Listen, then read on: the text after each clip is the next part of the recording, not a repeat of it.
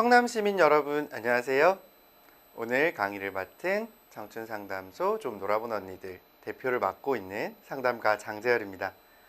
오늘 제가 여러분들과 함께 현장에서 같이 호흡하고 이야기 나누면 참 좋았겠습니다만 아쉽게도 이렇게 화면으로 인사드리게 됐네요. 그렇지만 여러분 저와 함께 하시는 약 1시간 30분 동안 함께 호흡하고 있구나라고 느끼실 수 있도록 좀 생생한 이야기들 전해드릴 테니까요. 여러분들도 화면 너머에서 박수 치고 싶으실 땐 박수 쳐주셔도 좋고요. 고개를 끄덕끄덕 전해주셔도 여러분들의 마음이 다 전해질 것 같다는 생각이 듭니다. 오늘 여러분들께 좀 들려드릴 이야기는요.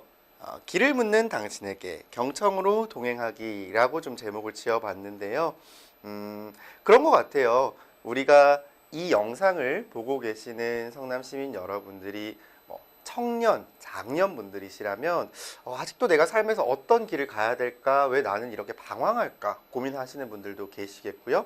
또 그렇게 청년층, 청소년층의 자녀를 둔 학부모님이라면 이렇게 내 자녀의 어떤 고민들이나 어떤 삶의 이 혼란에 있어서 내가 어떤 태도로 동행을 해줘야 될까라는 고민들 참 많으실 것 같아요. 그래서 오늘은 공이 이 그림 속에 있는 두 사람처럼 우리가 어떻게 길을 가면 좋을지 또 동행하면 좋을지 상담가의 시선에서 조금 전해드리려고 합니다. 참 코로나19로 유례없이 바쁜 직업들도 몇 개가 있어요. 일단은 가장 고생해 주시는 의료인 분들도 그렇고요. 배달업계도 유례없는 정말 바쁨을 겪고 있다고 하죠. 사실 이 상담을 하고 있는 저 역시 이 코로나19로 인해서 바쁜 직업 중에 하나인데요. 제가 우스갯소리로 항상 그런 얘기를 해요. 상담하는 사람이 한가하고 일이 없을수록 건강한 사회다. 바꿔 말하면 사회가 혼란하고 뭔가 좀 어려움을 겪을수록 상담하는 직업은 바빠지는데요. 그래서 올해 사실 눈코 틀 데 없이 바쁜 한 해를 보내면서도 마냥 즐겁지만은 않았습니다. 그만큼 우리 사회에 여러 가지 고민들을 안고 있는 사람들이 점점 늘어나고 있구나라는 생각을 할 수밖에 없으니까요. 제가 대표로 있는 청춘상담소 좀 놀아본 언니들은요. 20대와 30대로 이루어진 비교적 젊은 상담가들의 집단입니다. 비영리 단체로 운영이 되고 있어요. 19살부터 39살까지의 청년들을 대상으로 무료 상담을 제공하는 곳이기도 합니다. 이 사진 속에 있는 친구들이 저희 단체의 초창기 창립 멤버인데요. 2013년에 활동이 시작돼서 이제 8년 차, 곧 2021년이 되면 9년 차가 되고 있습니다. 이 사진 속의 친구들은 저를 포함해서 모두 각자 직업을 가지고 있어요. 영양사, 학원 강사, 공무원, 일반 대기업 직장인 등 우리 버스나 지하철에서 흔히 볼 수 있는 이웃과 같은 모습을 한 보통의 청년들이 또래의 보통의 청년들의 고민을 자원봉사로 주말과 퇴근 후를 이용해서 들어주는 그런 비영리 단체라고 보시면 될 것 같아요. 온라인 상담을 시작으로 해서 오프라인까지 약 8년 동안 4만여 명의 청년들을 만나왔는데요. 사실 올 한 해가 많은 청년들이 가장 살고 싶지 않다라는 이야기들을 했던 한 해였던 것 같아요. 그리고 저희가 나누고 있는 상담들은 사실 정신과나 심리상담사 같이 우울증, 조현병, 어떤 질환적인 고민을 갖고 있는 청년들보다는 일상 속에서 보통의 고민들을 가진 청년들과 이야기를 나누는 곳임에도 불구하고 정말 많은 청년들이 일상생활 중에 갑자기 우울증, 갑자기 저희랑 상담을 하던 중에도 갑자기 뭔가 내가 이상해진 것 같아, 뭔가 좀 이전과는 달라진 것 같아 라고 극도의 우울감이나 불안을 호소하기도 했는데요. 사실 올 한 해를 보면서 저는 제가 상담가를 시작했던 2013년이 많이 떠올랐습니다. 저는 사실 이 상담가를 하기 전까지 부모님들이나 부모님의 친구분들이 그런 얘기를 많이 했었어요. 이렇게 아우 재열 엄마는 진짜 애 키우면서 반은 진짜 마음고생 많이 하고 반은 또 아주 그냥 목에 힘주고 다니고 참 재열 엄마 인생은 드라마틱해 그치? 뭐 이런 얘기들을 엄마 친구분들이 참 많이 하셨는데요. 제 삶을 좀 이야기하자면 그러니까 불안으로 살아왔던 지금의 청년들과 굉장히 비슷한 스테레오 타입이었던 것 같아요. 인생의 반은 찌질이로 반은 엄친아로 이렇게 좀 표현을 할 수 있겠는데요. 제가 고등학교 2학년 때까지 학교 폭력과 왕따를 당하면서 사실 어두운 아이였습니다. 제가 7살 때쯤에 저희 집 화재 사고로 제 친동생이 사망하는 그런 모습들을 목격했었는데요. 그때 이후로 좀 어두운 아이, 뭔가 가족의 죽음을 너무 빨리 본 거죠. 그런 아이가 되다 보니 학교에서 항상 쟤는 왜 저렇게 어두워? 쟤는 왜 저렇게 음침해? 라고 하면서 따돌림을 당한 게 약 11년 정도였던 것 같아요. 근데 여러분들도 아시다시피 아주 옛날에 막 우리들의 일그러진 영웅 나오던 시대의 왕따 가해자는 뭔가 불량 학생, 뭐 폭력배 이런 느낌이었지만 제가 학교를 다니던 1990년대 중후반 이후만 해도 왕따 가해자의 모습이 상당히 바뀐 것 같아요. 지금도 그렇다고 하죠. 왕따 가해자들이 불량 학생보다는 공부도 잘하고 집도 잘 살고 엄마들이 학교에 영향력도 있어서 그래서 나쁜 짓을 저질러도 뭔가 선생님들이 쉽게 처벌하지 못하는 소위 다 가진 학생들이 왕따 가해자가 또 주동자가 되는 경우도 참 많았습니다. 저의 경우도 그랬는데요. 그러다 보니 뭔가 저의 10대는 항상 불안감이었던 것 같아요. 아, 내가 약하고 가진 게 없고 가난하고 뭔가 경쟁력을 가지지 않으면 성인이 돼서도 이렇게 따돌림, 괴롭힘, 멸시, 무시를 당하는 건 아닐까라는 불안에 항상 떨었던 것 같아요. 그래서 왕따 가해자들보다 더욱 좋은 대학을 가고 좋은 직장을 가서 나는 이 사회에서 안전하게 이 무서운 세상에서 나 자신을 지키려면 내가 가지고 있는 많은 자원들이 있어야겠다라는 생각을 하면서 공부에 매진했던 것 같아요. 그래서 삼수를 하고 서울대를 목표로 입시를 했었죠. 왜냐하면 제가 왕따를 당하는 동안 저는 시골 출신이기 때문에 초중고를 계속 같은 아이들과 다녔는데 그래서 계속 11년 동안 왕따를 당했었어요. 근데 이 가해자 친구들이 소위 스카이 중에 K와 Y 대학을 진학을 하는 모습을 보면서 아, 나는 더 좋은 대학을 가야만 이 왕따 트라우마를 벗어날 수 있겠다 라는 생각으로 계속 수능 공부에 매진을 해서 서울대를 들어갔는데 사실 이제 그때 이후로부터 소위 앞장에서 말씀드렸던 엄친아처럼 살아왔었지만 그런 문제가 있더라고요. 제가 대학을 갔을 때에 딱 삼포세대라는 말 아시죠? 그 단어가 생기던 시절인데요. 저는 어릴 때 그렇게 배웠어요. 어른들이 우리 사회에서 행복하게 살려면 좋은 대학을 가고 좋은 직장을 가고 그러고 나서 너 하고 싶은 거 다 해. 막 고등학생 때 조금 놀고 싶어 하면 엄마가 야 지금 공부하고 대학 잘 가서 그때부터는 엄마 한 말 안 할게. 너 하고 싶은 대로 다 해. 라고들 하시잖아요. 근데 막상 대학을 가보니까 하고 싶은 대로 다 할 수 없는 거예요. 삼포세대 그리고 뭐 취업 절벽 뭐 이런 얘기들이 처음으로 생기던 시대에서 깨닫게 된 거죠. 분명히 서울대 같은 대학을 가면 뭐 누구나 취업을 골라서 간다고 하셨는데 아닌 거예요. 그래서 취업 준비를 대학교 1학년 때부터 매진을 하면서 스펙 아 대학이 인생의 끝이 아니구나 취업까지 해야만 인생이 완성되는구나 매달렸던 것 같아요. 이 취준생들한테 이 얘기를 하면 많이 놀라시는데요. 아마 학부모님들은 약간 감이 안 오실 수도 있어요. 대학교를 졸업할 때까지 약 40개 정도의 스펙을 쌓았는데요. 대학교는 8학기잖아요. 그래서 한 학기 5개 정도의 뭐 공모전, 대외 활동, 봉사 활동 뭐 이런 것들을 하면서 이제 학점 관리를 하고 하루에 3시간 정도씩, 4시간 정도씩 자는 날들이 참 많았던 것 같아요. 근데 굉장히 힘든 일이잖아요. 근데 지금 취준생들 모습과도 굉장히 닮아 있고요. 근데 그때 들었던 생각은 어차피 지금 이 시기만 잘 버티면 좋은 직장 가고 난 뒤에는 내 인생이 탄탄대로일 테니까 지금 좀 희생하자. 지금 수명을 좀 깎아 먹어서라도 하자. 라는 생각으로 취업 준비를 했죠. 그렇게 달리고 달려서 저는 삼성 인사 담당자로 입사를 했었습니다. 그때 당시를 아직도 기억하는 것 같아요.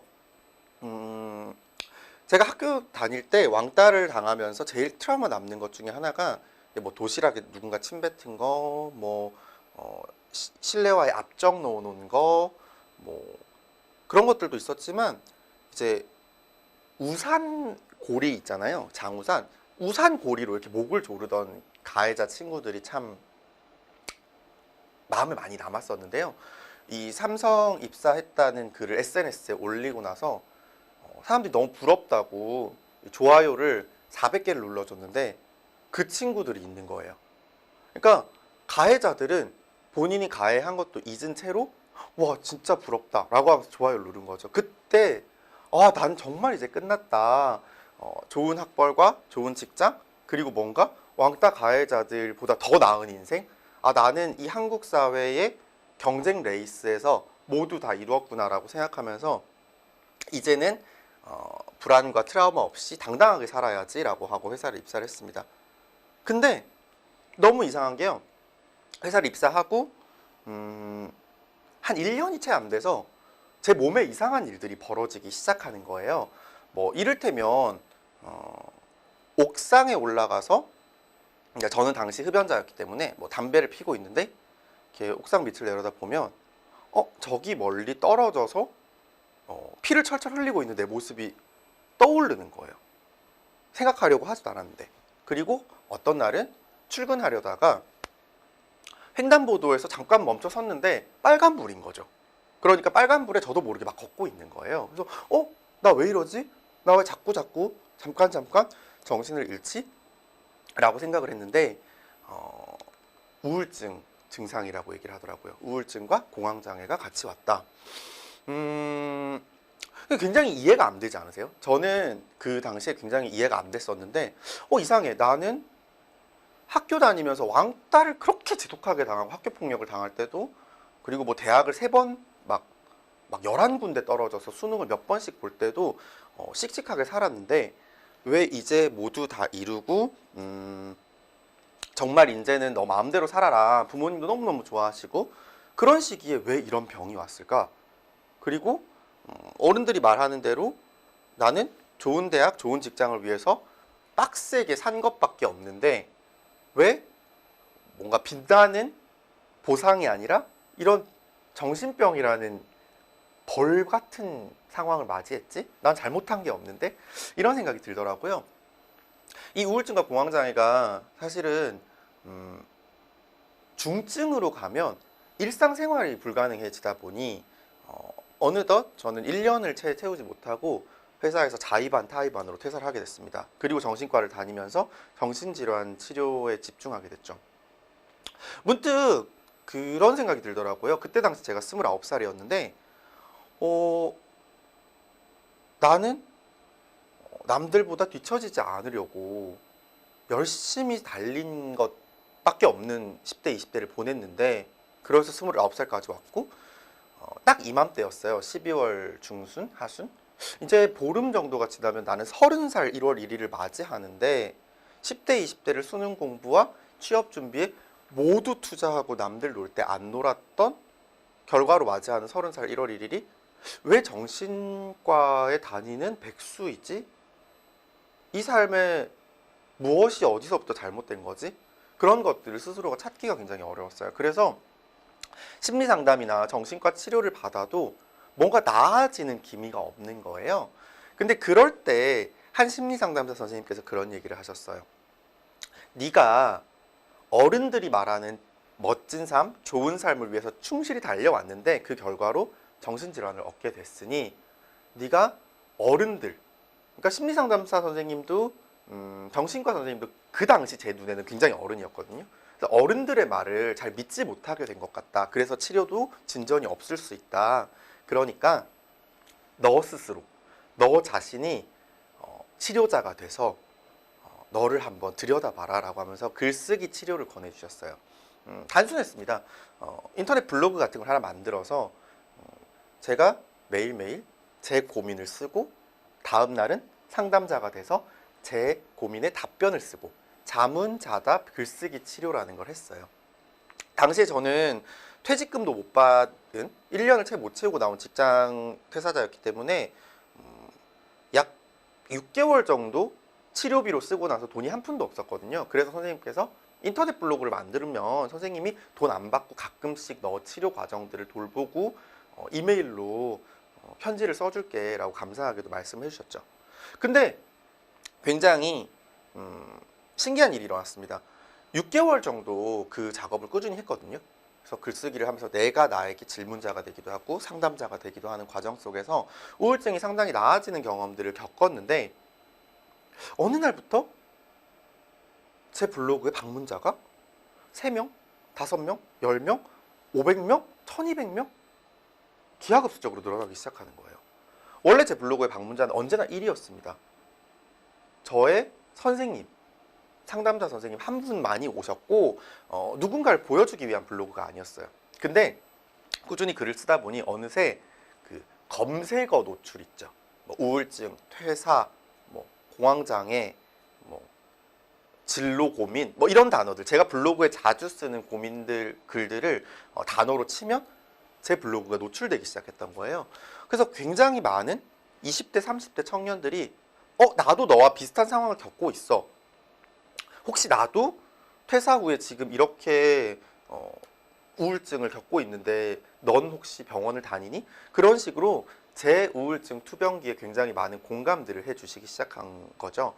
그래서 우리가 불안으로 또는 두려움으로 뒤처질까봐 걱정하는 마음들로 이렇게 마음의 병을 앓고 있는 우리 비슷한 또래들끼리 만나서 이야기를 나누고 서로의 마음을 공감해주자 라는 생각으로 만들어진 것이 앞선 저희 단체 좀 놀아본 언니들입니다. 즉 사진 속에 아까 있었던 7명의 창립 멤버들도 다 저와 같이 불안과 우울을 겪고 있었던 보통의 청년들인 거죠. 근데 참 그때 생각이 많이 났던 이유 중에 하나가 이 코로나 블루, 코로나 우울증을 다시금 만나면서였어요. 제가 우울증을 겪고 한참 블로그를 쓰던 8년 전, 그때 가장 많이 했던 생각은 이제 미래가 없어 라는 단정이었습니다. 왜냐하면 그때만 해도 8년 전만 해도 지금보다 훨씬 더 정신건강에 대한 뭔가 편견과 오해가 많았던 시기였어요. 정신과 다니는 애들은 취업 안 된대 라는 말들이 사실처럼 받아들여지던 시기였고요. 나는 회사를 대기업을 다니다가 나왔는데 정신과 기록이 있으니까 어떤 곳에서도 나를 받아주지 않겠구나 라는 것들이 정정되지 않은 채로 그거 사실이 아니야 라고 누구도 말해주지 않은 채로 계속 머릿속에서 재생산되고 있었죠. 그래서 저는 생각했습니다. 나는 이제 할 수 있는 게 아무것도 없구나.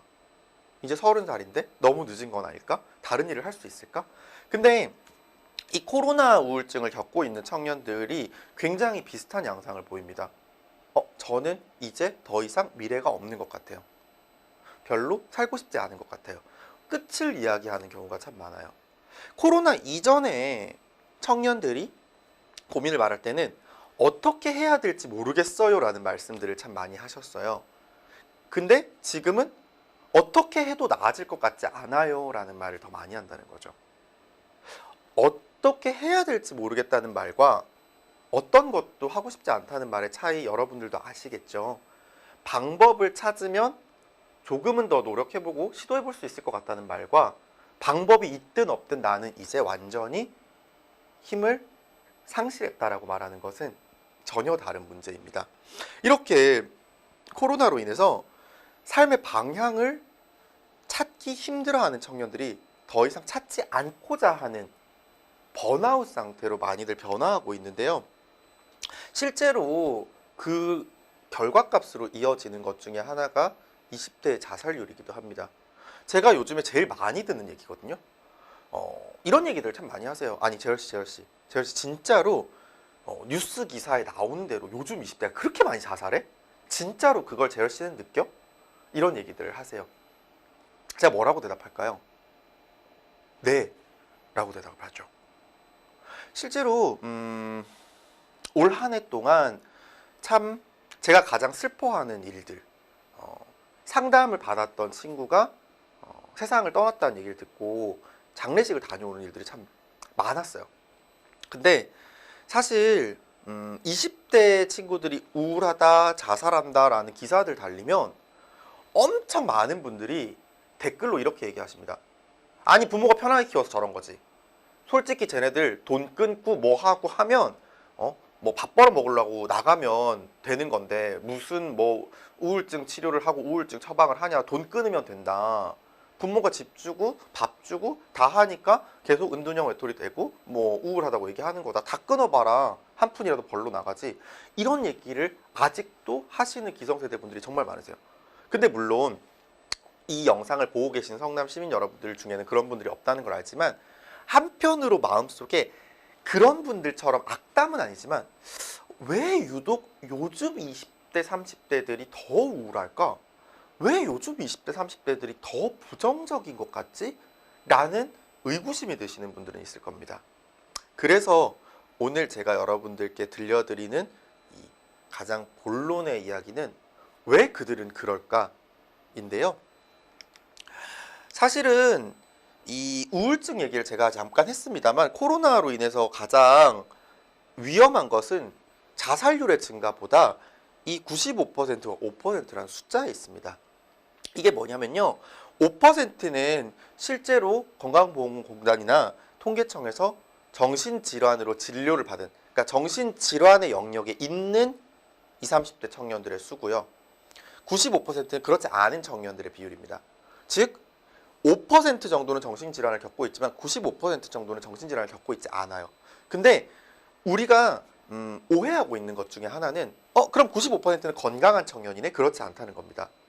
코로나 이후에 저희가 현장에서 발견하고 목격한 가장 위험한 신호는 5%의 청년들은 더 우울해지고 더 많이 자살하지만 이 95%의 보통의 건강한 청년이라고 생각했던 청년들도 전체 인구가 다 상대적으로 우울해지거나 불안해진다는 거예요. 그러니까 이 사람들이 정신질환까지 가진 않지만 95% 전체의 청년들이 평소보다 원래보다 우울해지고 원래보다 불안해지는, 그러니까 경제로 비유를 하자면요, 특정한 일부 가구가 파산한 게 아니라 전 국민 전 가구가 1억씩 부채가 늘어난 상황 같이 모든 보통 사람이라고 불리는 청년들의 마음 건강이 한 단계 낮아졌다라는 겁니다.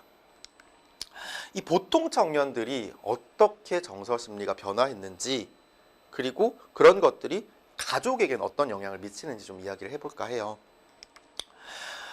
사실 올해는 집에 계실 일이 참 많았습니다. 그쵸? 지금도 집에 계실 거고요.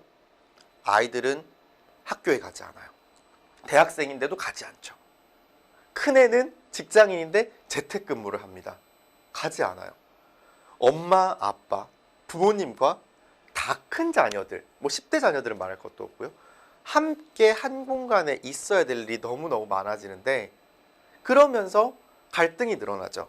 그리고는 앞서 말씀드린 19세에서 39세까지 찾아오는 저희 상담소에 50대, 60대 분들이 글을 올리시기 시작한 겁니다. 이렇게 딱 이렇게 눌러보면 이렇게 저희는 성명, 연령, 그 다음에 이제 고민이 나오거든요. 근데 이제 제목에 맨 위에 제가 여기 남겨도 되는지 모르겠습니다만 이렇게 남겨주시고, 뭐 성명 땡땡땡님, 나이 56세, 괄호 자녀가 23세라서 남겨봐요. 이런 분들이 많으세요. 그러면서 이야기하시는 거죠. 내 자녀가 이러이러한데 나는 이해가 안 된다. 근데 뭐 신문이나 뭐 TV에서 이 단체, 이 비영리 단체를 봤는데 여기는 젊은 상담사들이 있다고 해서 우리 자녀 마음을 좀 대신 설명해 주실 수 있을까 해서 와요 라는 5, 60대 분들이 진짜 많으신 거예요. 어떻게 표현하자면 부모와 자녀 간의 간극이 점점 멀어지는 이 시기에 부모님이 먼저 좀 다시 있고자 자녀 세대와 비슷한 저희에게 통역을 요청했다라고 볼 수 있겠는데요. 한 어머니가 온라인 고민 상담 남기시면서 이런 글을 쓰더라고요. 가장 가까운 혈육인데 가장 어려운 인간관계인 것 같다. 이 영상 보시는 분들 중에 학부모님들은 느끼실 수도 있겠습니다. 가장 가까운 존재인데 인간관계 중에 제일 어려워요. 반대로 자녀분들도 느끼실 수 있죠. 제일 가까운 분들인데 제일 어려운 분들이기도 합니다. 그래서 통역이 필요하다라고 말씀을 하시는 거예요. 세 가지로 주로 통역을 요청하시는 내용들이 나누어지는데요. 그 세 가지를 하나 알려드리도록 할게요. 첫 번째 이거였어요. 10대 후반에서 20대 초중반의 자녀들을 두신 부모님이 제일 많이 얘기하셨던 건데요. 아, 내가 좀 알아서 할게, 엄마. 아, 좀 내가 알아서 한다고. 라는 말을 왜 이렇게 많이 쓰느냐. 라는 얘기들을 하셨어요. 부모님들은 이렇게 말씀하십니다. 아니, 우리 애가 뭐 지 하고 싶은 게 있대요. 뭐 작곡? 작사, 작곡? 이런 거 하고 싶다고. 작사, 작곡, 뭐 전문 유튜버 이런 걸 하고 싶다고 하는데 뭐 한다고 해서 맨날 보면 12시 반에 일어나고 점심을 아침으로 먹고 새벽 2시까지 안 자고 뭐 하나 싶어서 보면 누워서 핸드폰 하고 있고 아니 도무지 저래가지고 되겠나 나는 믿음이 안 가요 라고 부모님들이 말씀하시는데요. 그 자녀들을 만나서 이야기해보면 이렇게 얘기를 합니다. 아니 일단 나를 좀 믿어주고 지지해주고 응원해주면은 내가 그 에너지를 받아서 더 열심히 할 수 있을 것 같은데 우리 엄마는 항상 그거 나 한다. 나 뭐 엄마 잘 때 11시 반, 12시쯤에 진짜 바짝 작업한다. 근데 엄마는 그거 안 보고 12시쯤에 자고 있는 나를 보고 너 그래가지고 되겠어? 맨날 내가 안 될 거라는 얘기만 한다. 날 믿지 않는다. 라고 이야기를 하는 거죠. 근데 부모님들의 눈에는 사실 이런 거예요. 이게 인터넷에서 굉장히 많이 유행하는 짤인데요. 아무것도 안 하고 싶다. 이미 아무것도 안 하고 있지만 더 격렬하고 적극적으로 아무것도 안 하고 싶다.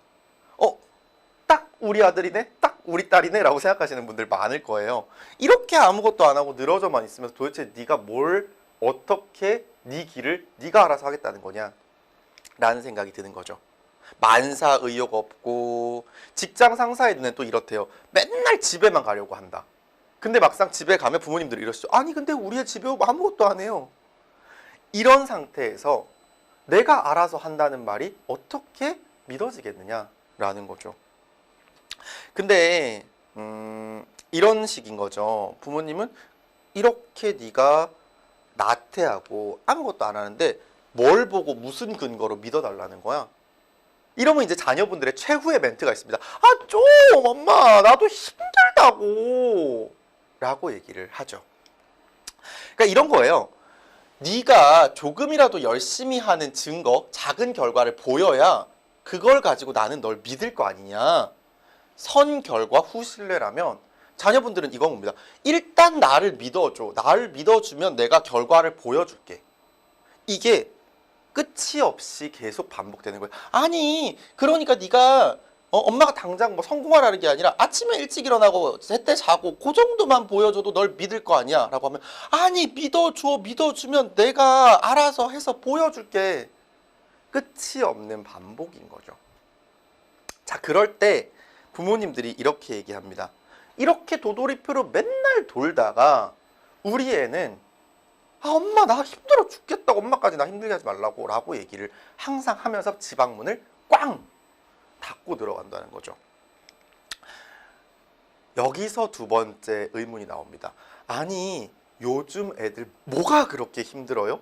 라는 질문을 저한테 참 많이 하세요. 뭐가 힘들지? 우리 때도 힘들었는데 요즘 애들은 왜 힘들지? 또는 아 그래 요즘 젊은 친구들 취업도 어렵고 힘든 거 알아. 근데 그렇게까지 힘들어? 왜? 뭐가? 어떤 부분이? 좀 알고 싶어 라는 분들이 참 많은데요. 사실 환경적인 차이라고 볼 수 있습니다. 제가 몇몇 언론사에 칼럼을 정기적으로 연재를 하고 있어요. 근데 이 청년들의 어떤 불안에 대해서 칼럼을 쓴 적이 있는데 한 네티즌 분이 댓글을 이렇게 다셨더라고요. 지금의 청년들은 전 인류의 역사상 가장 풍요로운 시대를 살고 있는데 지금 현재의 풍요를 누리고 있는 상태로 불안과 우울을 이야기하는 것이 상대적으로 빈곤했던 시대를 살았던 나에게는 뭔가 아이러니하게 보여진다 라는 얘기였죠. 지금의 풍요를 당연한 것으로 생각하는 것 같다. 근데 여기서 환경적 차이를 좀 얘기를 드리고 싶어요. 불안이라는 감정 있잖아요. 불안이라는 감정 여러분 생각해 보시면 불안은 과거 때문에 있나요? 현재 때문에 있나요? 미래 때문에 있나요? 주로 미래 때문에 있습니다. 후회는 과거에 주로 있다면 미래에 대한 걱정이 불안이죠. 결국 이 환경적 차이를 인지한다는 건 지금 청년 세대가 겪고 있는 현재의 풍요가 아니라 그들이 미래를 어떻게 바라보고 있는지에 대해서 알아볼 필요가 있다는 거죠. 이런 연구 결과가 있습니다. 10대에서 20대 한참 신체적으로 에너지가 넘쳐야 될 때 정신적으로는 이미 번아웃 증후군에 걸린 10대, 20대가 95.1%에 달한다. 번아웃 증후군은 소진이라고 부르는 기력이 쫙 빠져버려서 어떠한 동력이 없는 상태를 말하죠. 기름이 다 빠져버린 자동차 같은 상태랄까요? 근데 이 몸의 번아웃이 아닌 마음의 번아웃이 왜 그들에게 이렇게 빨리 찾아왔을까? 그래서 저희가 이 청년 마음 통계라는 거를 좀 만들어 봤어요. 저희에게 상담을 받았던 청년 21,492명을 대상으로 너를 가장 불안하게 만들고 우울하게 만드는, 너를 가장 고민에 가득 차게 만드는 그 핵심 요소는 뭐야? 라는 상담 내용을 분석한 통계 자료였는데요. 나만 뒤처지는 것 같아 라고 대답한 청년들이 56.1%였습니다. 상담 전체 모수가 21,492명이죠. 그 중에 56.1%는 약 12,300명 정도가 나오는데요. 이 연구를 했을 당시에 저는 12,300명이 어느 정도인지 감이 안 오는 거예요. 그래서 저희 팀 막내 멤버에게 물어봤습니다. 야, 12,300명은 어느 정도 느낌이지? 근데 저희 팀원이 이러더라고요. 있잖아, 트와이스 알지? 응. 트와이스가 얼마 전에 콘서트 이틀치 매진시켰다는 거 봤는데 장충체육관이었대. 그래서 6,000명, 12,000명이라던데. 그러니까 우리나라에서 가장 인기 있는 여성 가수가 이틀 연속으로 콘서트를 꽉 채워서 매진시킬 만큼의 청년들이 나만 뒤처지는 것 같다고 얘기하는 거예요. 근데 여기서 핵심은 만입니다. 나만. 다른 친구들, 다른 주변인들을 보면 그래도 나름대로 자기 앞가림을 하면서 살아가는 것 같은데 유독 나만 헤매고 있는 것 같다.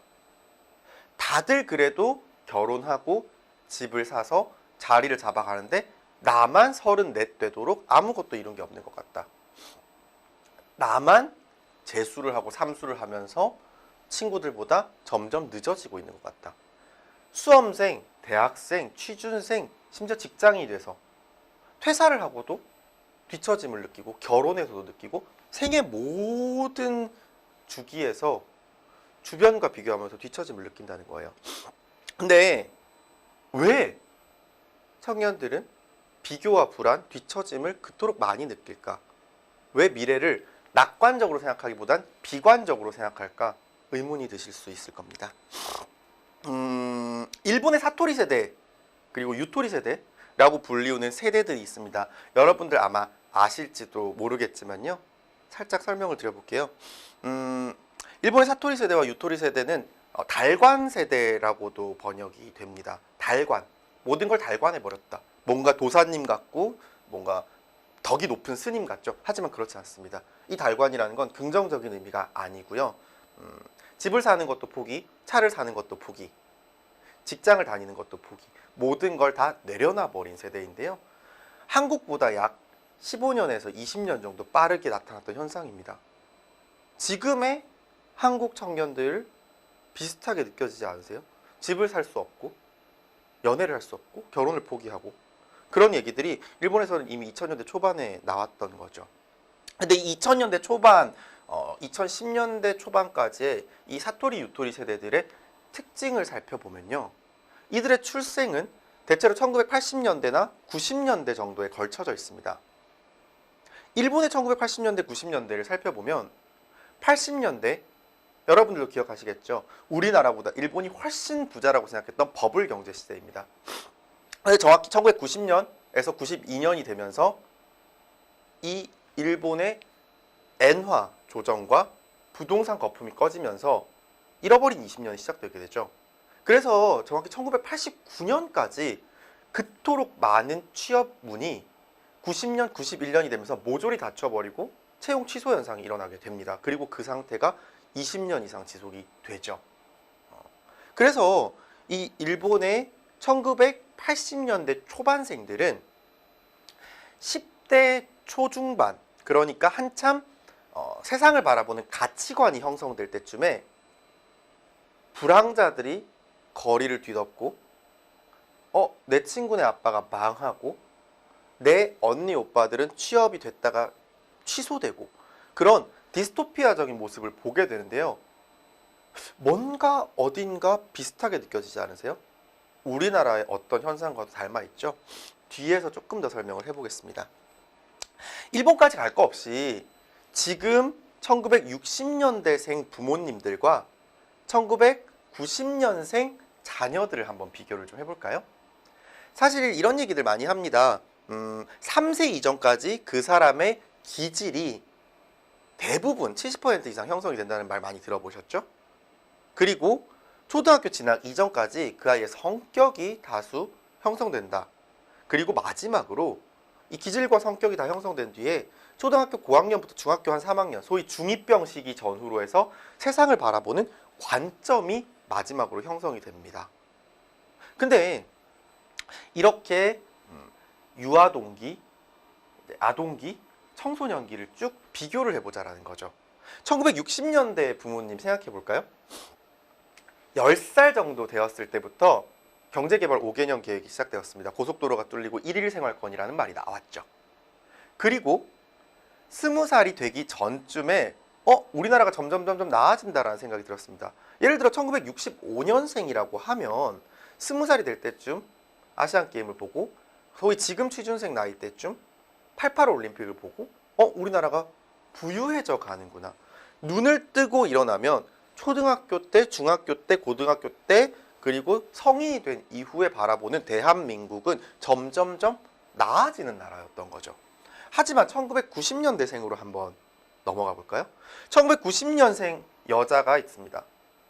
이 친구는 8살 때 어떤 사건을 겪죠? 바로 IMF입니다. 그리고 이 친구가 IMF가 무엇인지 잘 모르는 8살이니까요. 그런 시기를 무사히 넘겼다고 쳐볼까요? 그리고 나면 이 친구가 고등학생 때쯤 한참 대학 입시를 고민할 때 서브프라임 모기지 사태가 발생합니다. 그러고 나서는 많은 친구네 부모님이 명예퇴직 광풍에 쓸려 나가거나 자영업자들이 주춤하는 모습들을 보면서 자라게 되죠. 그리고 그런 그들은 30대가 되어서 지금 현재 코로나로 인해서 자영업을 폐업하거나 회사에서 정리해고가 되고 있습니다. 반대로 95년생 정도로 해도 마찬가지겠죠. 초등학교 고학년 때 서브프라임 모기지 사태를 겪고 지금쯤 한참 취업 준비를 하고 있을 시기에 코로나로 인해서 채용이 모두 취소됐다는 소식을 듣게 되죠. 이렇게 90년대생과 60년대생은 자라나면서 바라본 대한민국이 다릅니다.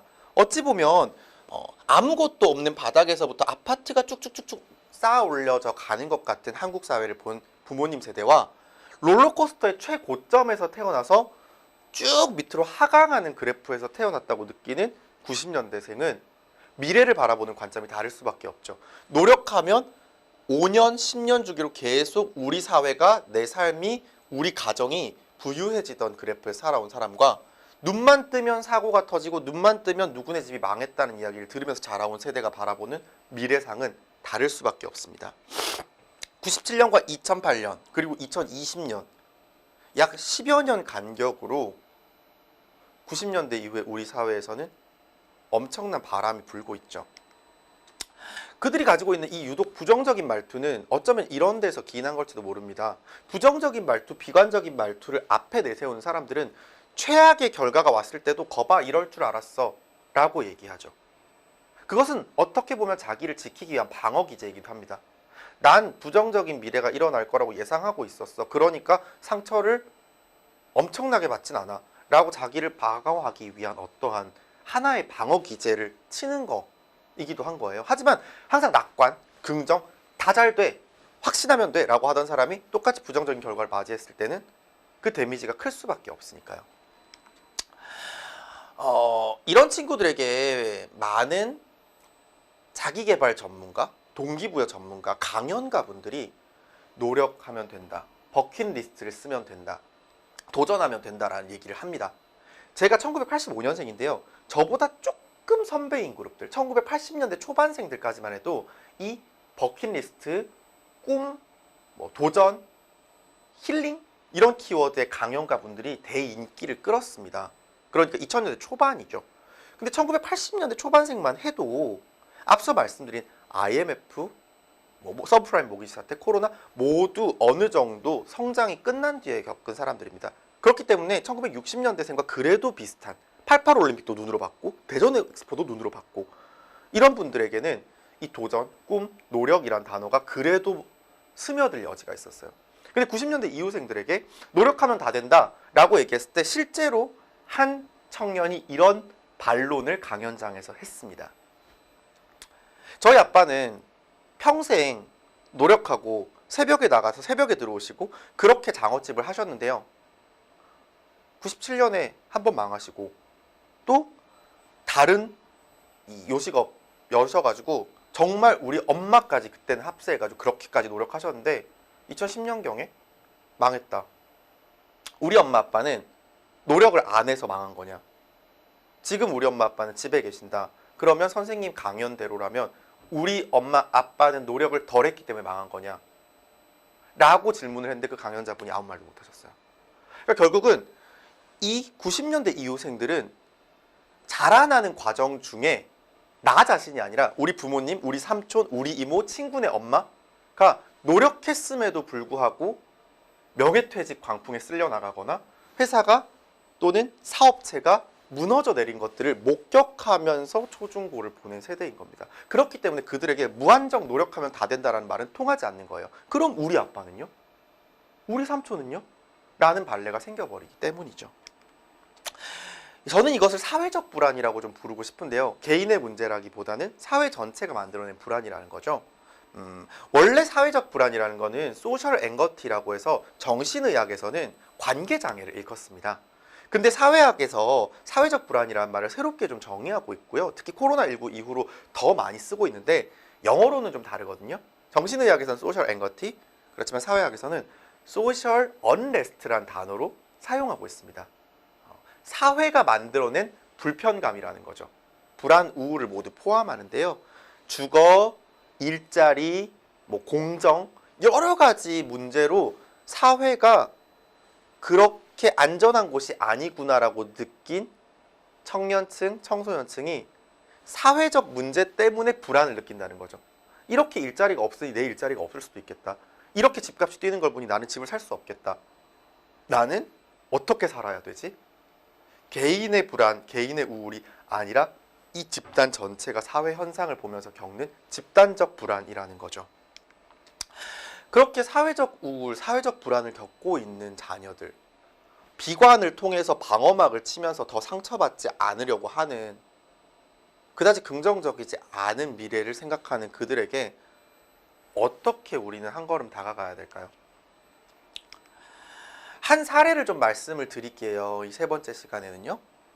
한 어머니와 따님이 부산에서부터 상담을 받으러 찾아오셨어요. 너무너무 마음이 쓰였죠. 이 먼 데까지. 두 모녀의 갈등의 원인은 통장이었습니다. 어머니가 이렇게 말씀하셨어요. 아니, 내가 우리 딸을 진짜 뒷바라지를 열심히 했거든요. 우리 딸 부산대학 나오고 지금 대학 졸업하고는 공기업 다니고 내가 열심히 키웠어요. 근데 우리 딸이 입사하고 통장을 안 보여주는 기라 지가 얼마 버는지 말을 안 해요. 그래서 내가 그래 1년은 고생했으니까 네 번 거 다 쓰고 놀아라. 그래도 된다 했는데 야가 2년 3년이 돼도 통장을 안 보여줘요. 요즘같이 어려울 때 부모가 재테크하는 것도 좀 알려주고 돈 불리는 것도 도와줘야지 지 혼자 돈을 어째 모읍니까? 근데 야가 보여주질 않아요. 라고 말씀을 하시는 겁니다. 저 사투리 잘하죠?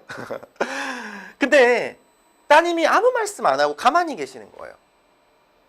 그래서 어머니 잠시 따님이랑 따로 좀 얘기를 해도 될까요? 이러고 이제 따님과 얘기를 좀 했어요. 왜 어머니한테 안 보여드리세요? 라고 얘기를 했더니 우는 거예요. 왜 울었을까요? 이 딸은 어머니의 그 돈 다 쓰면서 놀고 있다라는 생각과는 전혀 다른 얘기를 했습니다. 엄마 말 다 맞고요. 우리 엄마가 진짜 없는 형편에 나 막 독가에 시켜주고 막 엄청 학원 막 여러 개 하면서 진짜 열심히 저를 키우셨거든요. 학비 다 대주고 너는 공부만 해라. 알바도 안 해도 된다. 그래서 공기업 들어갔고 저는 효도할 수 있을 줄 알았어요. 근데 첫 달 첫 월급 딱 나왔는데 실수령액이 생각보다 너무 작은 거예요. 그때 제가 든 생각은 우리 엄마가 나를 키우고 지금까지 길러내기 위해서 이토록 많은 돈을 들여서 나에게 모든 걸 쏟아부었는데 내가 이걸 가지고 엄마 아빠의 미래를 책임질 수 있을까? 그리고 엄마 아빠가 그토록 내가 공기업 들어갔다고 엄청나게 좋아했는데 이 실수령액을 보면 얼마나 실망할까? 라는 생각이 들어서 말 못한 게 1년, 2년, 3년 흘러버렸다는 거예요. 어때요? 엄마와 딸이 하고 있는 생각이 전혀 달랐죠. 걱정하실까봐 말 안 한 것 때문에 어머니는 걱정을 하고 계셨던 거예요. 생각보다 우리 일상 속에서 자녀와 부모님 사이에 서로 말하지 않는 상황을 서로가 각자 오해하는. 제가 어머니 그 부산 어머니가 다시 화장실 갔다 오신 다음에 딸한테 이제 동의를 구하고 이 말씀을 다 전해드렸어요. 어머니도 펑펑 우셨어요.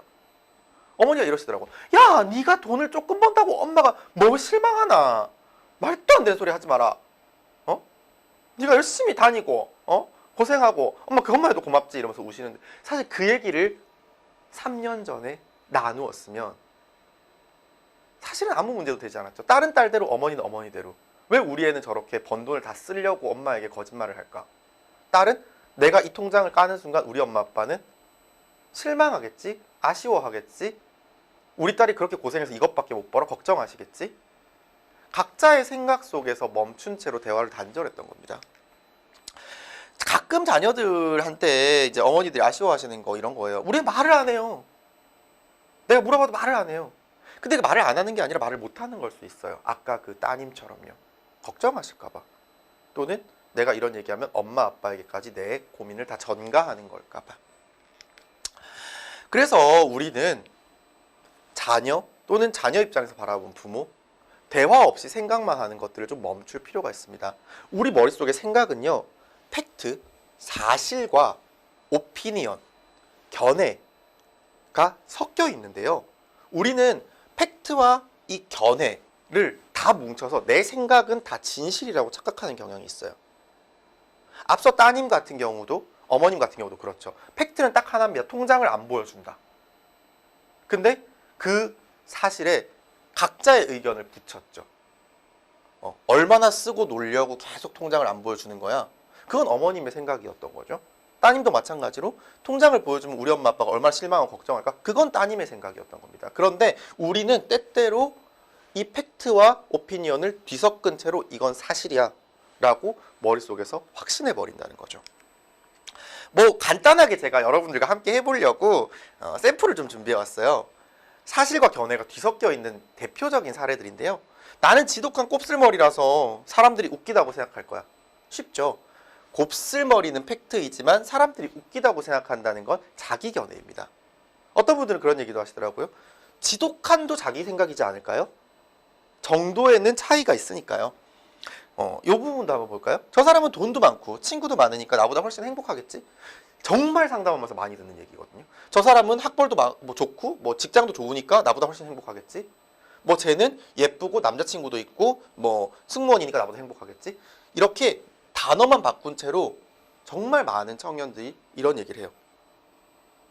어디에 팩트가 있나요? 사실이 뭔가요? 의견이 굉장히 많이 갈리지만 어떤 분들은 이렇게 얘기하세요. 돈 많은 것 정도만 사실이고 다 자기 생각인 것 같아요. 근데 어떤 분들은 또 이렇게도 얘기하십니다. 여긴 사실이 단 하나도 없어요. 왜? 저 사람이 돈 많아 보여.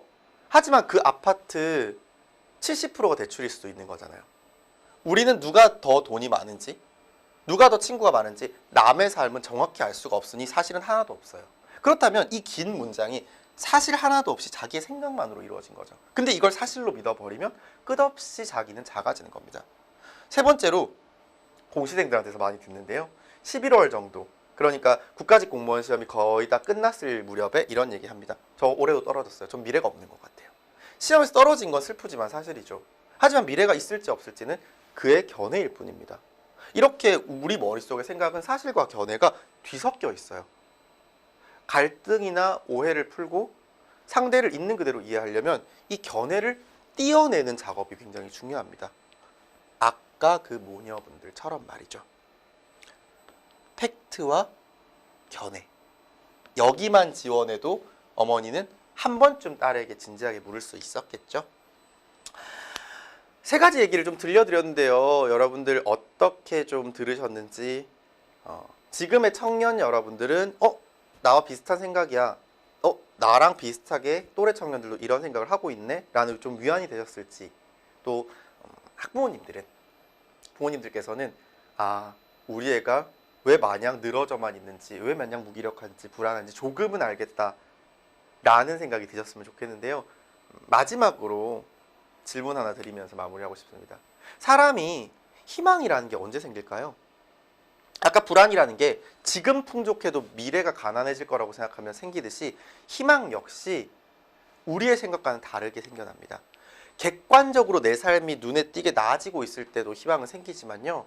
가장 근본적으로는 어떤 순간에도 나는 끝까지 망하진 않아 라는 안심감이 있을 때 오히려 희망이 있습니다. 즉 내가 앞으로 정말 잘 나가고 있어, 정말 성장하고 있어 일 때도 불안과 걱정은 생겨요. 추락하면 어떡하지? 하지만 어떤 시기에도 어떤 사건 사고가 터져도 나는 인생의 끝자락까지 가진 않아, 난 망하지 않아 라는 그 바리케이트 같은 안심감이 오히려 사람에게 희망을 줍니다. 그리고 그 바리케이트는 부모님, 지지자에게서 비롯됩니다. 우리 청년들에게 이전 세대와 다른 점은 이거일 거예요. 이전 세대의 청년들은 길을 알고 달리면 꿈을 이뤘습니다. 그렇기 때문에 길을 알려주는 지도자만 있으면 달릴 수 있었죠.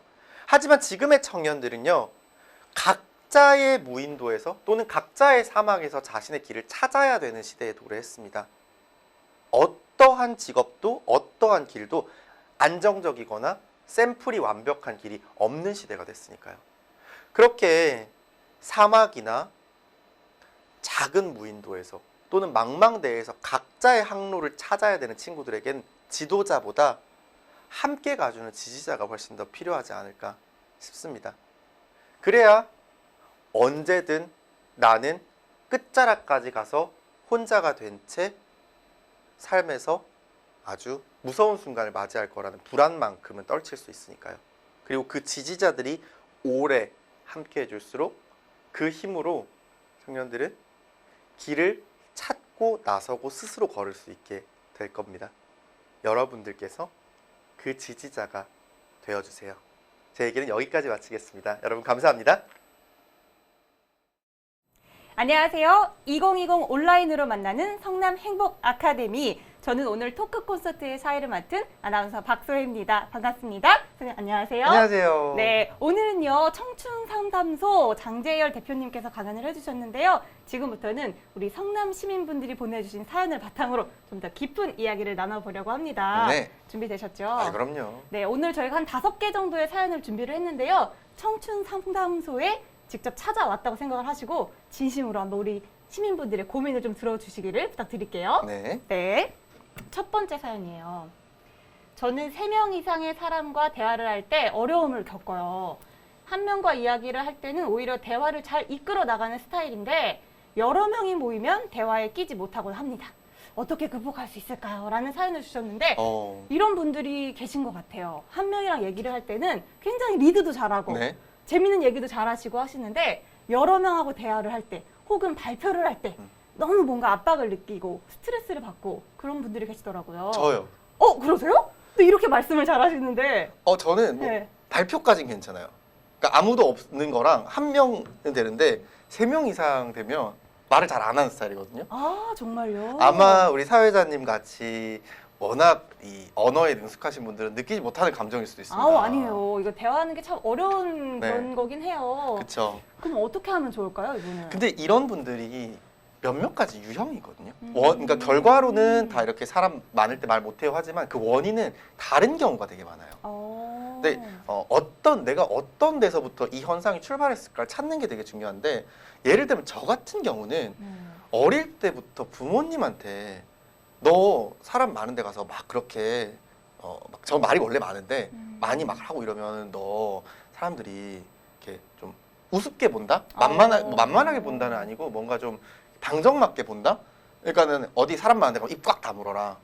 그런 얘기를 너무 어릴 때부터 들은 거예요. 제가 어릴 때부터 너무 팔랑팔랑 말이 너무 많았는데, 그래서 사람 많은 데 가서 막 말을 많이 하면 사람들이 이렇게 방정맞고 가벼운 애라고 생각해서 이렇게 사람을 낮게 보는구나.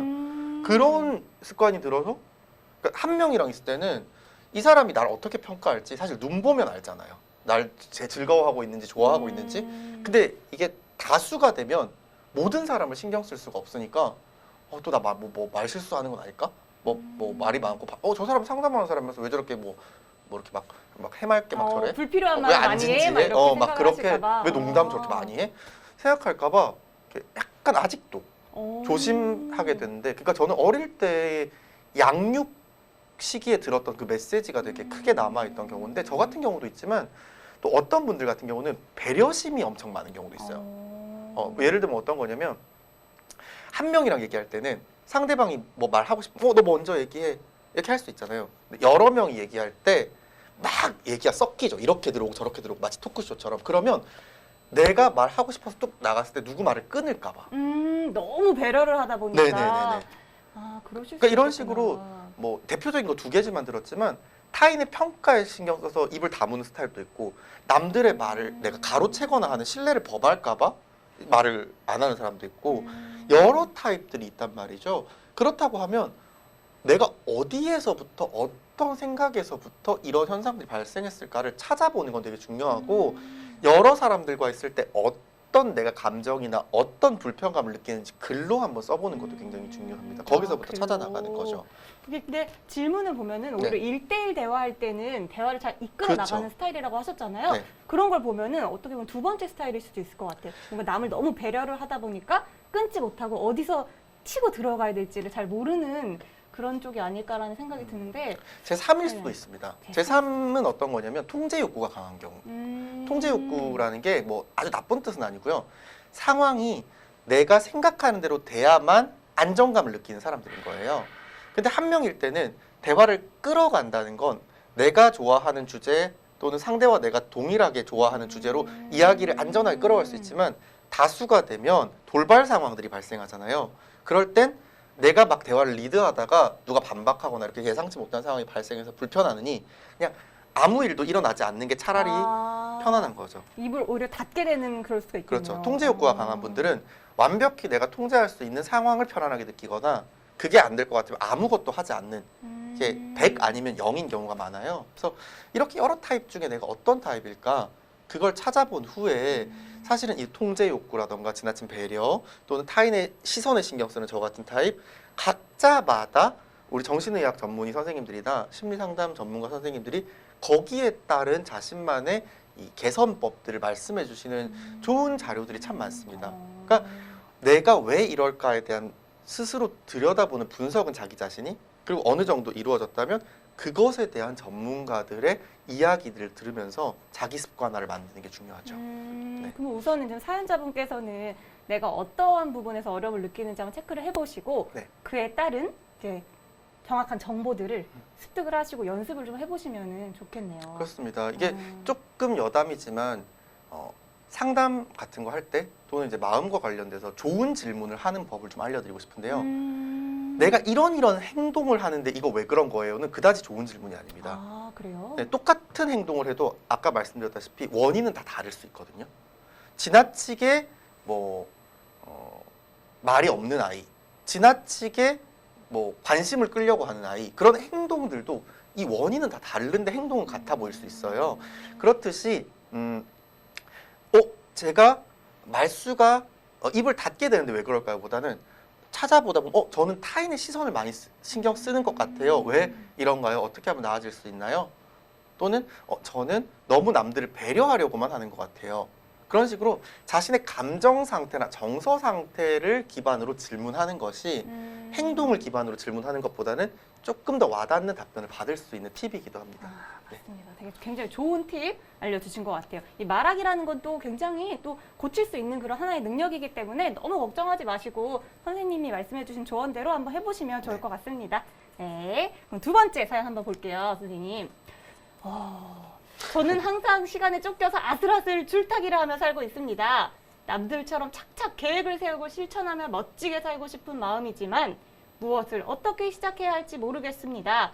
작심삼일, 이제는 끝내고 싶습니다. 이렇게 사연을 주셨는데 사실 작심삼일은 남일 같지가 않아요. 저는 굉장히 인간미 있는 분이다. 네, 정말 솔직한 사연이라고 생각이 드는데 네. 저도 굉장히 의욕은 넘치는데 참 이게 계획을 꾸준히 실행하는 게 참 어렵더라고요. 안 되죠. 왜 이렇게 안 되는 거예요, 선생님? 그게? 그러게 말입니다. 근데 이 시간에 쫓겨 사는 것과 작심삼일은 좀 다른 문제라서 두 개를 따로 얘기해야 될 것 같아요.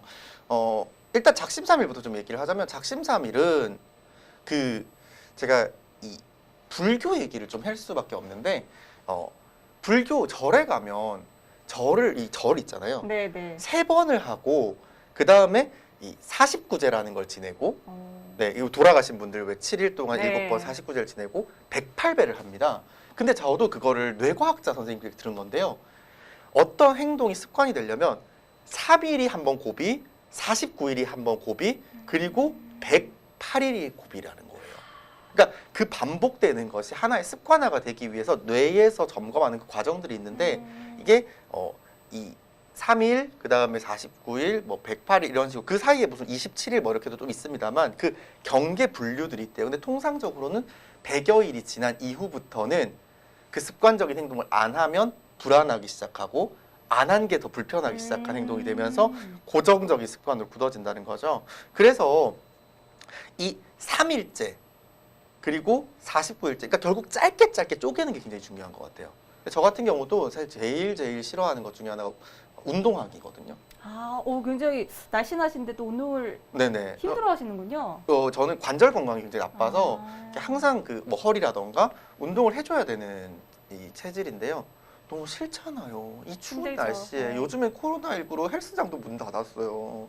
그럼에도 불구하고 매일 저는 3일째까지 목표로 한 번, 5일째까지 한 번, 7일째까지 한 번, 그리고 7일째는 나를 위한 선물. 10일째 날 위한 선물. 되게 웃기지 않나요? 3일 지나서 10일이야 날 위한 선물을 줘야겠어. 그리고 15일째 15일이야 날 위한 선물을 줘야겠어. 20일, 30일. 그러니까 처음에는 3일만 해도 나에게 선물을 줘요. 5일 하면 5일이라고 선물을 주고 일주일이면 일주일이라고 선물을 주고 주기가 되게 짧죠. 네. 왜냐하면 습관 들 때 처음일수록 의지가 약하기 때문에 처음 일에는 많이 뭐야 얘는 날마다 기념일이래 라는 느낌처럼 자기에게 보상을 줘야 됩니다. 나의 뇌가 어떻게 보면 착각을 하는 거네요. 그렇죠. 근데 그러다가 습관화가 돼서 30일 되고 나면 한 40일째 한번 날 위한 선물, 50일째, 그 다음은 100일째. 텀이 점점점 떠져도 해나갈 수 있는 그 근력이 생기는 거죠. 그래서 처음에는 짧게 주기를 세우고 그 짧은 주기마다 정말 방정 맞다 싶을 정도로 자기를 칭찬하고 자기의 선물을 어머나 나 6일이나 운동을 하다니 내일이면 일주일째네. 일주일? 이럴 리가 없는데. 자정 넘으면 7일째가 되는 거네. 그러면 자정만 넘으면 나 배달 앱에서 음식 시켜 먹어야지. 이런 식으로 아주 짧고 방정맞게 자기를 막 칭찬하고 선물하고 하는 것들이 필요한 거예요. 그런 에너지로 북돋아지면서 다음 3일, 5일을 갈 에너지를 얻습니다. 그러면은 아무리 작심 3일, 뭐 5일, 7일 이렇게 한다고 해도 네, 너무 하기 싫을 때가 있잖아요. 맞아요. 이게 딱 3일까지는 어떻게 했어. 네. 근데 이제 4일, 5일째부터 이제 고비가 슬슬 오거든요. 맞아요. 그럴 때는 그럼 어떻게 하셨어요? 저는 주로 선언을 합니다. 선언을 하고요. 가까운 사람들한테 얘기를 합니다. 그러니까 혼자의 의지로 안 될 때, 내가 나를 칭찬조차 해도 안 될 때는 때때로 외부의 질타를 받기도 하죠. 그래서 여러 장치를 만들어 두는 것 같아요. 당근, 채찍, 사람들에게 약속해서 실망을 주지 않으려는 어떤 그 남 눈치. 그러니까 사실은 사람의 의지라는 게 굉장히 약하잖아요. 그래서 하나의 카드로는 이길 수 없다는 생각이 들어요. 마치 다윗과 골리앗처럼 저는 항상 의지 앞에서 다윗이라고 생각하거든요. 그래서 아주 많은 것들, 장치들을 2중, 3중으로 만들어 놓는 것이 저의 습관이기도 합니다. 이것도 어떻게 보면 본인의 스타일을 굉장히 잘 알고 계시기 때문에 네. 그런 장치들을 또 시시적절하게 딱 그렇죠. 해주실 수가 있는 그러니까 확실한 건 거군요. 그거예요. 전 저를 믿지 않아요. 아 그래요? 전 저를 믿지 않는데 사실은 모든 사람들이 그렇지 않을까? 그러니까 주변에서 막 그 뭐 미라클 모닝 이래가지고 맞아요. 4시 반, 5시 반에 네. 일어나시는 분들 있잖아요. 그분들은 체질적으로 아침형 인간이에요. 제가 한의사 선생님 찾아가서 물어봤거든요. 저는 미라클 모닝이 선생님 안 돼요. 그랬더니 쭉 보시더니 재열 씨는 아침에 일어나시면 건강 상해요. 체질이 그래요. 따라하지 마세요.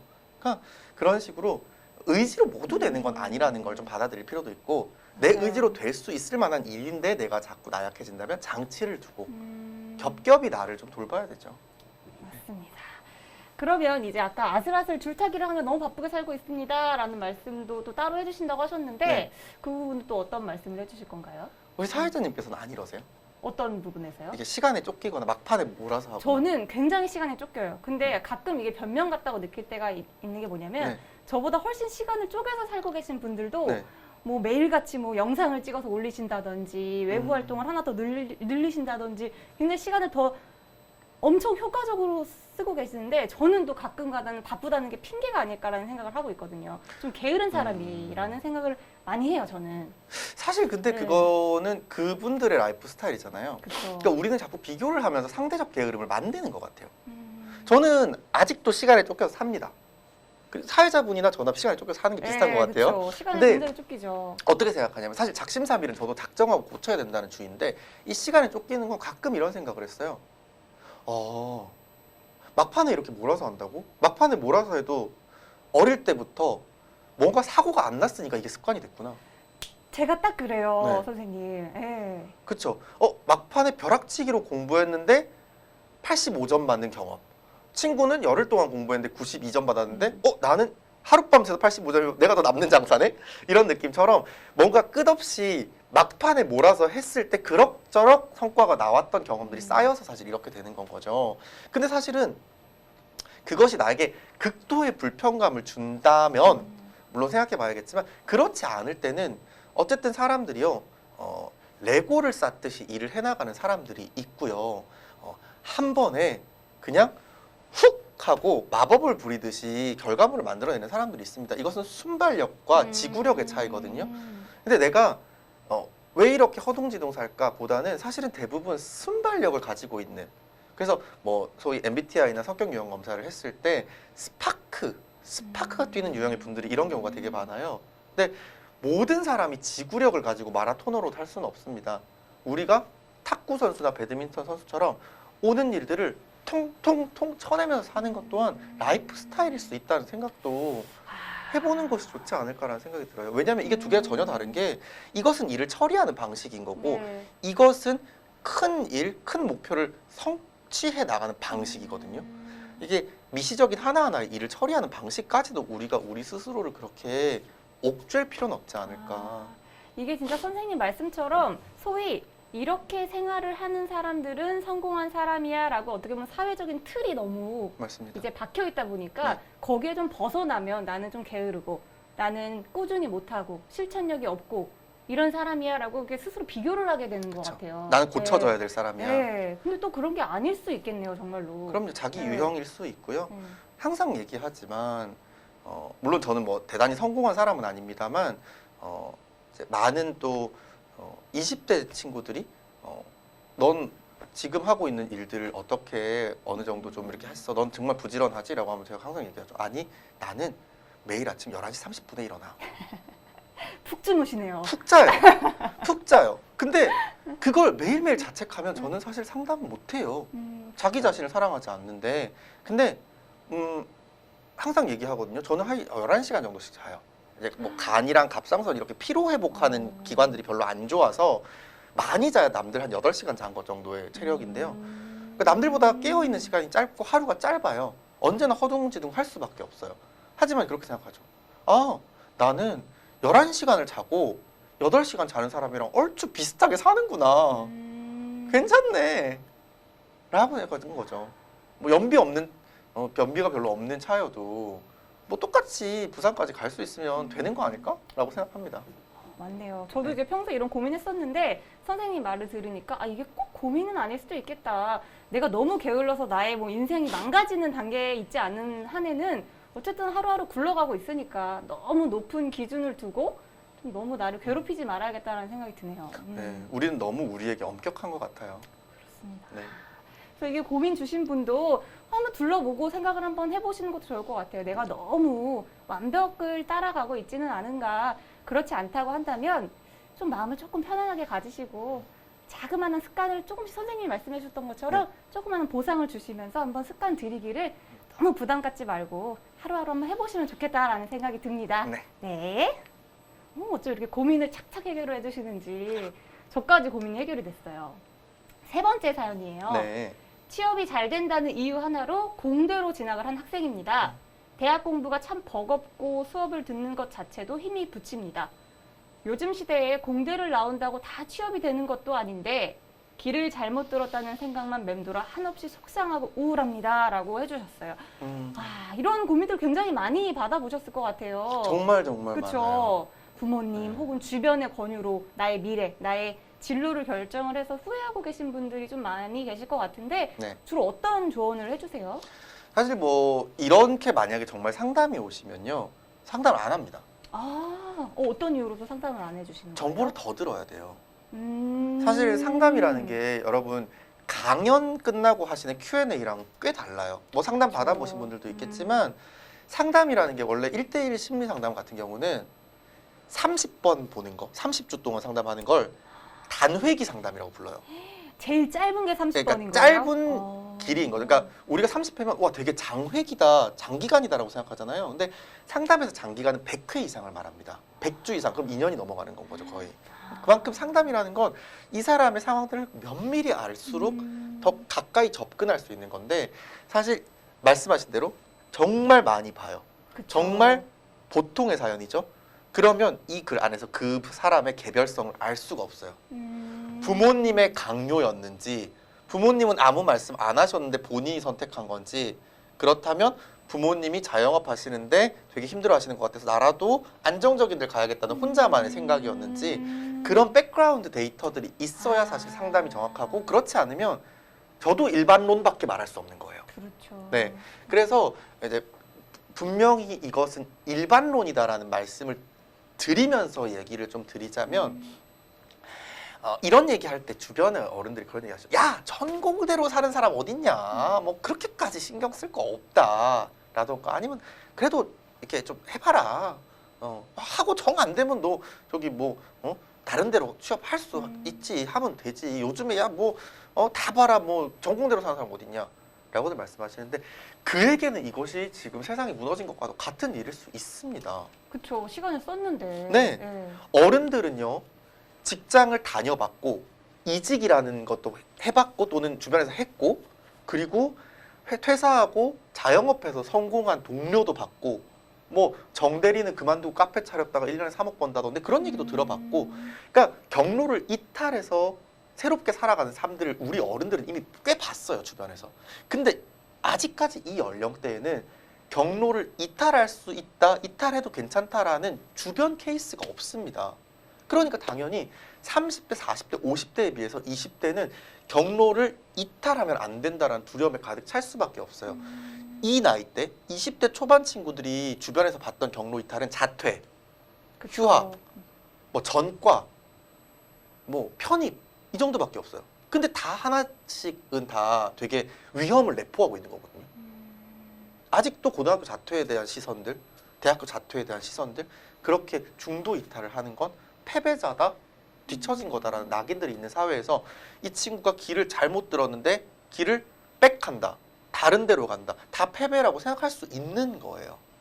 그러니까 가긴 가야겠는데 계속 가다 보면 내 삶이 내가 원하는 방향으로 가지 않을 것 같고 이럴 때 우리 주변에서 어른들이 뭐 형 누나들이 부모님들이 해주셔야 될 얘기는 그냥 그렇게 살아도 괜찮다 뭐 전공대로 안 사는 사람 많아 이게 아니라 사실은 그렇게 경로를 이탈해도 괜찮게 살 수 있음을 충분히 그 친구가 받아들일 수 있도록 독려해 주시는 것도 필요한 것 같아요. 또는 이렇게 잘못 들었다고 생각하는 경로 안에서도 자기의 가치나 그 안에서도 작은 어떤 관심사를 찾을 수 있도록 더 지낼 수 있는 동료를 해주시던 언제든 그만두거나 방향을 틀어도 괜찮아 동료를 해주시거나 일반론만 얘기할 게 아니라 사례들을 좀 줘야 된다는 거죠. 왜냐? 20대는 그만큼의 주변 케이스가 없기 때문에 아까 앞에서 말씀드린 견해만으로 인생이 무너졌다라고 생각할 수 있는 나이인 거죠. 주변에서 본 케이스가 없으니까. 그래서 맞아요. 많은 사례들이나 조언들을 구체적으로 해주는 것이 이 친구들에게는 큰 도움이 됩니다. 네. 지금 이 사연을 듣고 이제 선생님의 말씀 들어보니까 이렇게 어떻게 보면 그 세대를 아우르는 상담을 하고 계시잖아요. 네. 그게 또 장재열 대표님이 가진 힘인 것 같고 저도 그렇게 생각을 해요. 저도 한번 쭉 돌아봤는데 제가 지금 하고 있는 일들을 처음부터 이걸 할 거라고 생각한 적은 없었어요. 네. 근데 일을 시작하게 됐고 하다 보니까 그동안 제가 배워왔고 밟아왔던 길들이 다 지금 다 도움이 돼요. 그렇죠. 네. 그래서 꼭 돌아가더라도 큰일 난 건 아니더라고요. 맞습니다. 그때 당시에는 굉장히 정말 큰일 난 줄 알았어요. 네. 친구들은 다 취업하고 그쵸, 이렇게 그쵸. 하는데 나는 전공도 못 살리는 것 같고 고민이 굉장히 많았었는데 그렇죠. 네. 그 생각들을 조금 더 구체적으로 전해주는 사실은 어른들이 있을 때 이 친구 용기를 얻을 수 있고요. 뭐 저만 해도 뭐 아시는 분들도 계시겠지만 네이버 인물 검색 쳐보면 디자인 학부 나와요. 도자기 만들었거든요, 저. 대학 전공이 도자기였단 말입니다. 그리고 회사에서는 인사 담당자를 했죠. 근데 지금은 상담을 해요.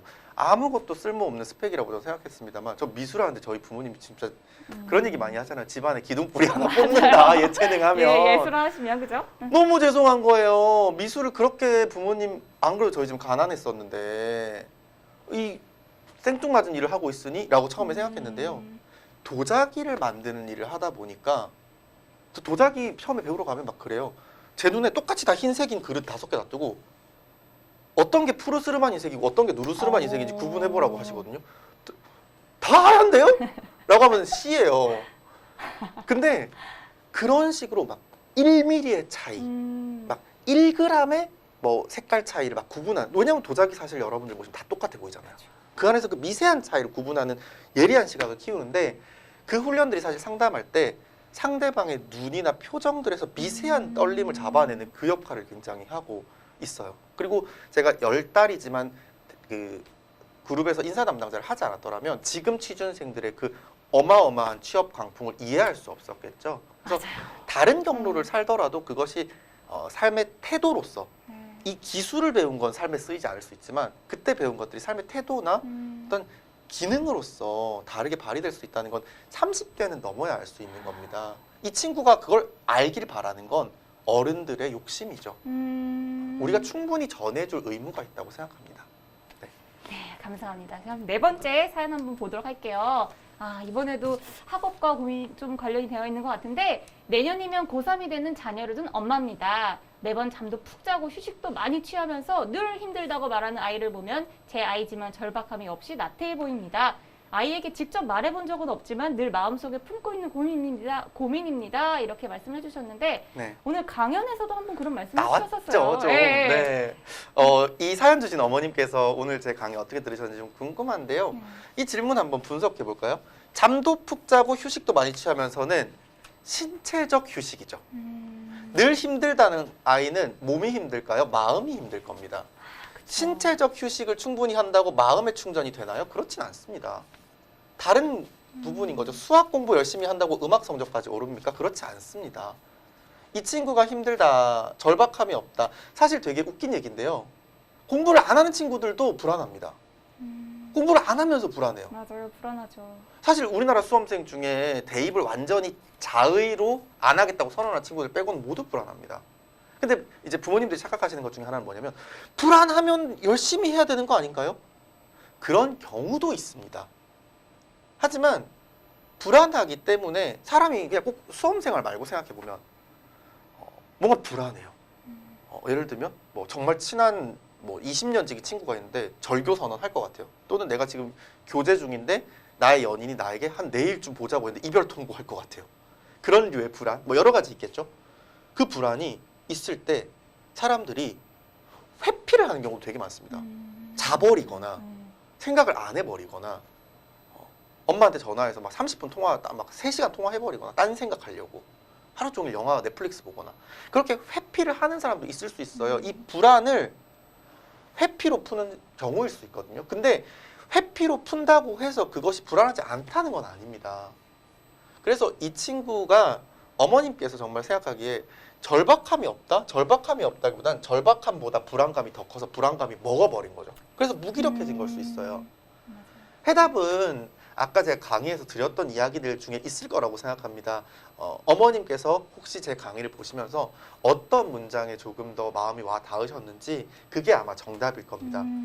제가 40분, 50분 강의를 드린다고 해서 그 모든 것들이 저는 정답이라고 생각하지 않아요.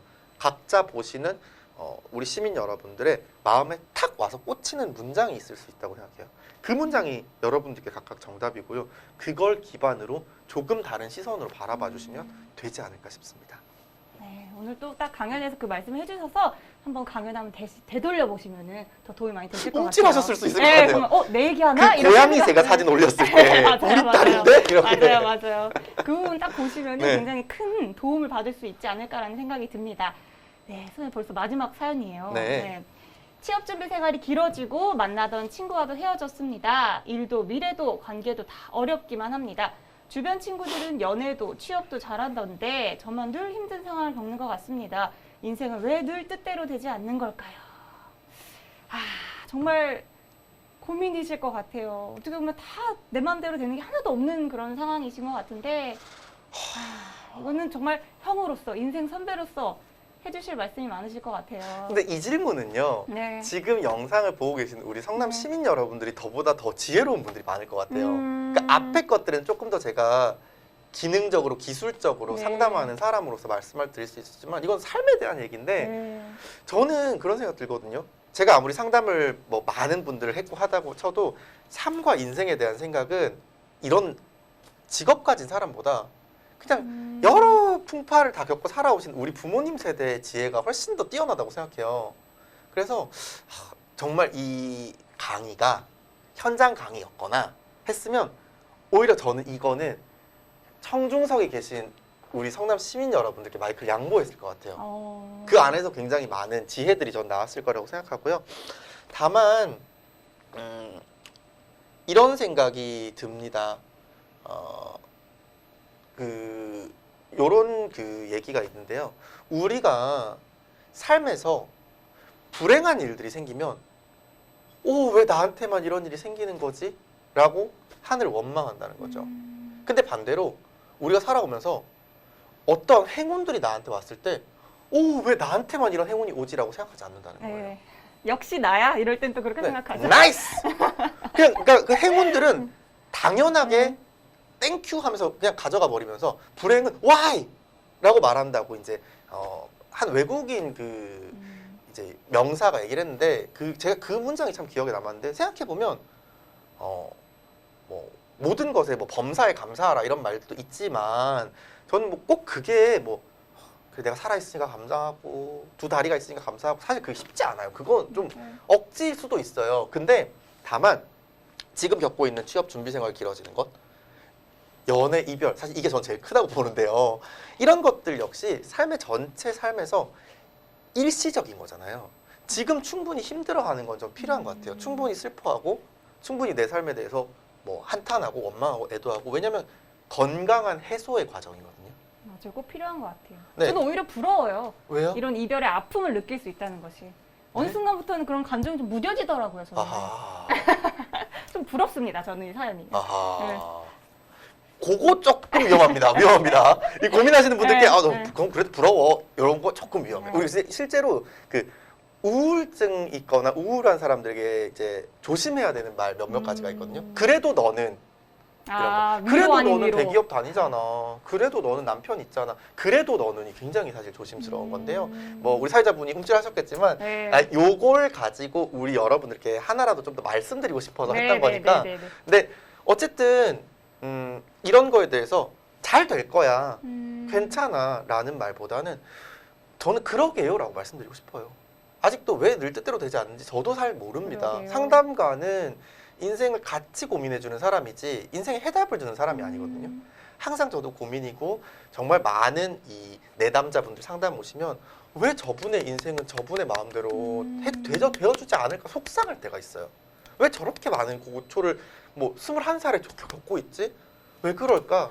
막 너무 그럴 때가 있는데 그럼에도 불구하고 말씀드리고 싶은 것은 앞서 말씀드렸던 오늘 이 사연자분도 강연 들으셨을 거라고 생각해요. 주변 친구들은 다 잘하는데 나만 이라는 감정을 12,300명 트와이스 이틀치 콘서트 매진될 만큼의 그렇죠. 많은 청년들이 겪고 있다는 거. 나만 힘든 건 아니다. 근데 그게 뭐 너만 힘든 거 아니니까 불평하지 마 이게 아니라 참 많은 사람들이 자기만의 이 마음 원룸에 갇혀서 나만 힘든가 봐 나만 힘든가 봐 하는데 생각보다 많은 이들이 힘들어하고 있다는 것은 어떨 땐 또 위로가 되기도 해요. 내가 우리 사회의 꼴찌는 아니구나. 되게 많은 사람들이 뒤에서 달리고 있구나. 그런 것들을 좀 오늘 직시하셨으면 좋겠고 맞아요. 지금의 힘듦은 충분히 슬퍼하거나 우울해해도 괜찮은 슬픔이니까 네. 때로는 우울에 충분히 마음을 쏟아내는 것도 건강한 마음 배설 행위다. 우리에게 배설은 필요해요. 맞아요. 저 적극적으로 정말 동감하는 말씀이신 것 같아요. 네. 네. 그래서 많은 분들께서 또 이 사연자분 주변에 계시는 분들이 있다면 뭐 그런 거 가지고 왜 그래? 라는 것보다는 슬픔에 함께 동참해 주시고 그냥 같이 고민해 주시고 이렇게 슬픔의 시간도 우리 삶에는 필요한 거라고 생각이 들거든요. 맞습니다. 네, 그 머릿속에서 또 너무 심심하시면 그 인사이드 아웃 한번 보시면 좋을 것 같아요. 애니메이션이죠.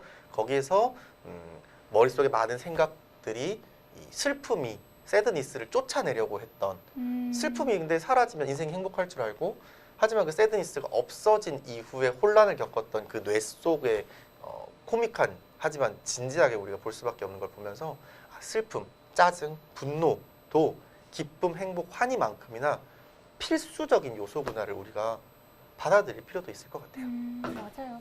지금 굉장히 많은 고민들이 한 번에 찾아왔잖아요. 근데 지금의 고민들을 해결하는 과정에서 저는 마음속으로 굉장한 힘이 생길 거라는 느낌이 또 들어요. 맞습니다. 그래서 너무 또 고민이 많으시겠지만 선생님 말씀처럼 좀 어느 부분들은 해소하는 과정에 있으니까 힘을 내셨으면 좋겠다라는 생각이 저도 드네요. 맞습니다. 네, 뭐 정말 네. 불운이 한 번에 몰려올 때는요. 맞아요. 반대로 행운이 한 번에 몰려올 때도 있다는 뜻일 수도 있고요.